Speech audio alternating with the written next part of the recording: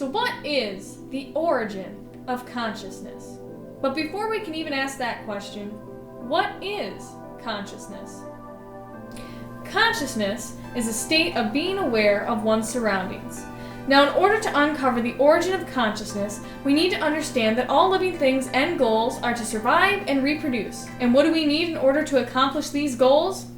Energy, or as I call it, food.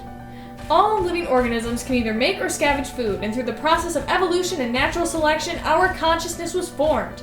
But how does this goal to survive and reproduce propel the origin of our consciousness? Well, we'll have to look back on the drive behind our adaptations of evolution. The earliest development of a living organism has no awareness. It simply moves around its surroundings with no particular direction. And as the amount of stored energy increases, the organism becomes sated and slows down in speed. While, if the amount of stored energy decreases, the organism becomes hungry and speeds up in search for a new food source. This process made life quite difficult for organisms to survive, leading to the next adaptation of legs and the ability to move directionally. This allows organisms to move towards food and away from unwanted predators. But the new organism is only using a sense of smell as its navigator, with no concrete objective. In other words, it's still clueless to where it's going, thus generating the next adaptation of sight. This perception allows context and depth to the world that surrounds us. It gives a whole new depth of awareness of where the food exists and the space that we fill.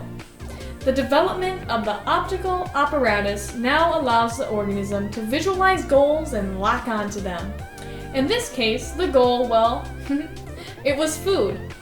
Yet, the creature pursued the food source only if it was within its field of view.